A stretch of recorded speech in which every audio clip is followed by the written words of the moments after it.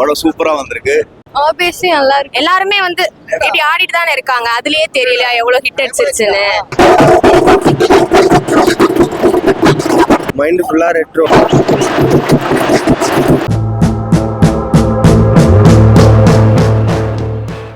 சூப்பரா வந்திருக்கு.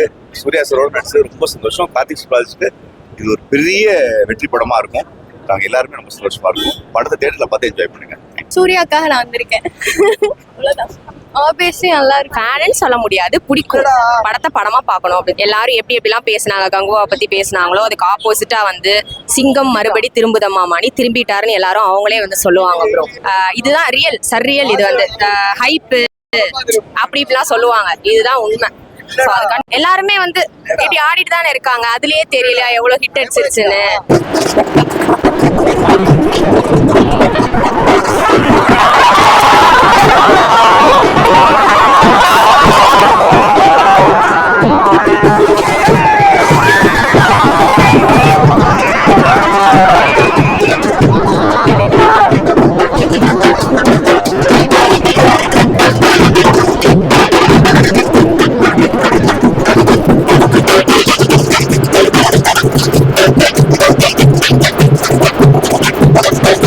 மைண்ட் ஃபுல்லா ரெட்ரோ. அவர் கார்த்திக் சுப்ராஜ் இதுக்கு முன்னாடி படம்லாம் நம்ம பார்த்துருப்போம்ல.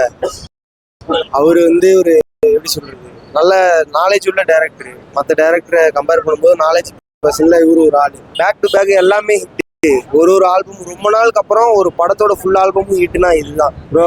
அதெல்லாம் நீங்க கேட்கவே கூடாது ப்ரோ. அவர் ஆக்டிங்லாம் ரிவீல் பண்ற அளவு ரொம்ப பெரிய ஆள் கிடையாது. அவர் படம் எனக்கு, நான் பெரிய சூர்யா ஃபேனு.